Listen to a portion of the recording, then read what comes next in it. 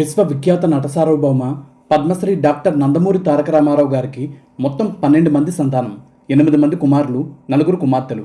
వారిలో ఆయన పెద్ద కుమారుడు రామకృష్ణ గారు చాలా చిన్న వయసులోనే 1962 మే 27న సరిగ్గా ఎన్టీఆర్ గారి పుట్టినరోజుకి ఒక్కరోజు ముందు మరణించడం ఎన్టీఆర్ గారి దంపతుల్లో తీవ్ర విషాదాన్ని నింపింది. మూడో కుమారుడు సాయికృష్ణ గారు 2004లో మరణించగా, 4వ కుమారుడు హరికృష్ణ గారు 2018 ఆగస్టు 29న స్వర్గస్థులయ్యారు. ఎన్టీఆర్ గారి కుమార్తెల్లో ఆయన చిన్న కుమార్తె కంఠమనేని ఉమామహేశ్వరి గారు 2022 ఆగస్టు 1న ఆత్మహత్య చేసుకుని మరణించారు. ఇప్పుడు నందమూరి కుటుంబంలో మరో తీవ్ర విషాదం చోటు చేసుకుంది. నందమూరి కుటుంబంలో పెద్ద దిక్కుగా ఉన్న ఎన్టీఆర్ గారి రెండవ కుమారుడు జయకృష్ణ గారి సతీమణి పద్మజ గారు 2025 ఆగస్టు 19న తెల్లవారుజామున అనారోగ్య కారణాలతో మరణించారు. కొన్ని సినిమాల్లో హీరోగా కూడా నటించిన నందమూరి చైతన్యకృష్ణ గారు పద్మజ గారి కుమారుడే. నందమూరి రామకృష్ణ గారు వివాహం కాకుండానే చిన్న వయసులోనే అనారోగ్య కారణాలతో మరణించిన తర్వాత ఎన్టీఆర్ గారి రెండో కుమారుడు జయకృష్ణ గారిని వివాహం చేసుకుని నందమూరి ఇంట పెద్ద కోడలుగా అడుగుపెట్టిన పద్మజ గారు ఎప్పుడూ మీడియాకు దూరంగానే ఉండేవారు. కానీ కుటుంబ బంధాలకి ఎంతో దగ్గరగా ఉండేవారు. కుటుంబంలో ఎవరికి ఏ అవసరం వచ్చినా కూడా అయితే ఎన్టీఆర్ గారి సతీమణి బసవతారకం గారు లేదంటే పద్మజ గారితోనే అందరూ మాట్లాడేవారు.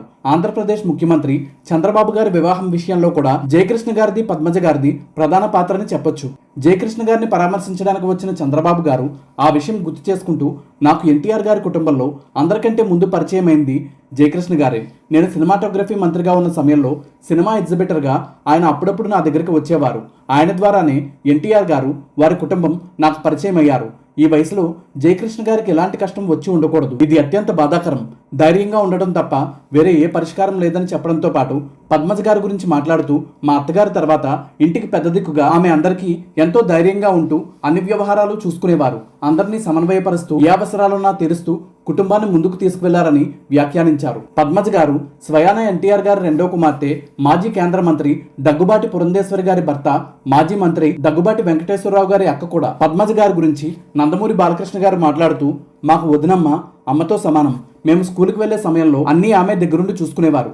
ఎంతో ఆప్యాయంగా తల్లితో సమానంగా చూసేవారు. చిన్నప్పటి జ్ఞాపకాలన్నీ గుర్తొస్తున్నాయి ఆమె గురించి తలుచుకుంటూ ఉంటే. చిన్నప్పుడు సెలవుల్లో మమ్మల్ని అందరినీ ఇంటికి తీసుకువచ్చి ఎంతో బాగా చూసుకునేవారు. మా అన్నయ్య కంటే కూడా ఇంట్లో ఆమె నిర్ణయాలే ప్రధానంగా ఉండేవి. మా అన్నయ్య ఒక నియంతలా ఉంటే ఆమె మాత్రం ఎంతో ప్రేమగా ఉంటూ మాకు స్వాతంత్రాన్ని ఇచ్చి మా ఇష్టాయిష్టాలని తెలుసుకొని ఎంతో బాగా చూసుకునేవారు. ఆమె లేరన్నది తీవ్ర దిగ్భ్రాంతికి గురి చేసింది. ఆమె ఆత్మకి శాంతి చేకూరాలని మనస్ఫూర్తిగా కోరుకుంటున్నానని చెప్పారు. జయకృష్ణ గారి జీవితంలో పద్మజ గారి మరణానికి ముందు కూడా కొన్ని విషాదాలు చోటు చేసుకున్నాయి. జయకృష్ణ గారి కుమార్తె కుముదిని గారి వివాహం ప్రముఖ దర్శక నిర్మాత ఎల్వి ప్రసాద్ గారి మనవడు శ్రీనాథ్ గారితో జరిగింది. అయితే శ్రీనాథ్ గారు ఎంతో మంది మహిళలతో అక్రమ సంబంధాలు పెట్టుకోవడంతో పాటు కుముదిని గారిని చిత్రహింసలకు గురి చేయడంతో 2000 సంవత్సరం అక్టోబర్ 18వ తారీఖున పురుగుల మందు తాగి ఆత్మహత్యా ప్రయత్నం చేసి 6 రోజుల పాటు మృత్యువుతో పోరాడి అక్టోబర్ 24న కన్నుమూశారు కుముదిని. అప్పటికే ఆమెకి 2 కుమారులు కూడా ఉన్నారు. మరణించే నాటికి కుముదిని గారి వయసు కేవలం 29 సంవత్సరాలు మాత్రమే. 2017లో జయకృష్ణ గారు రామకృష్ణ థియేటర్ పార్కింగ్ మరియు క్యాంటీన్కి సంబంధించి లీజుకు తీసుకున్న జిఎస్ నరసింహరావు అనే వ్యక్తిని ఆ ప్రదేశంలో మల్టీప్లెక్స్ నిర్మించడానికి వీలుగా ఖాళీ చేయమని కోరడంతో ఆయన అంతకు ముందు థియేటర్ యాజమాన్యానికి కట్టిన సెక్యూరిటీ డిపాజిట్ తిరిగివ్వమని కోరడంతో జయకృష్ణ గారు ఆయనకి 2 చెక్కులు ఇవ్వడం, అవి బౌన్స్ కావడంతో నరసింహరావు గారు కేసు వేయడం, కోర్టు జయకృష్ణ గారికి 6 నెలల జైలు శిక్ష విధించడం అప్పట్లో సంచలనం సృష్టించింది. 2020 డిసెంబర్లో జయకృష్ణ గారి కుమారుడు చైతన్యకృష్ణ గారి వివాహం వారి బంధువుల అమ్మాయి అయిన రేఖావాణి గారితో ఎంతో ఘనంగా జరిగింది. ఆ పెళ్లికి నందమూరి కుటుంబ సభ్యులతో పాటు ఎంతో మంది సినీ రాజకీయ ప్రముఖులు హాజరయ్యి నూతన వధూవరుల్ని ఆశీర్వదించారు. పద్మజ గారి కుమారుడు చైతన్యకృష్ణ గారు 2003లో జగపతి బాబు గారి హీరోగా వచ్చిన దమ్ అనే సినిమాలో ఒక పాత్రలో నటించి సినీ రంగ ప్రవేశం చేశారు. ఆ తర్వాత 21 ఏళ్ల గ్యాప్ తీసుకుని 2024 ఏప్రిల్ 26న చైతన్యకృష్ణ గారు హీరోగా, జయకృష్ణ గారు నిర్మాతగా రూపొందిన బ్రీత్ అనే సినిమా రిలీజ్ అయ్యి పరాజయం పాలయ్యింది. అయినప్పటికీ సినిమా ఇండస్ట్రీలో కో డైరెక్టర్గా పనిచేస్తున్న జీకే చౌదరి గారు చైతన్యకృష్ణ గారు హీరోగా మరో సినిమా చేయబోతున్నట్టు ప్రకటించారు. 2025 ఆగస్టు 19న తెల్లవారుజామున శ్వాస తీసుకోవడంలో ఎదురైన ఇబ్బందుల కారణంగా హాస్పిటల్లో చికిత్స పొందుతూ పద్మజ గారు మరణించారు.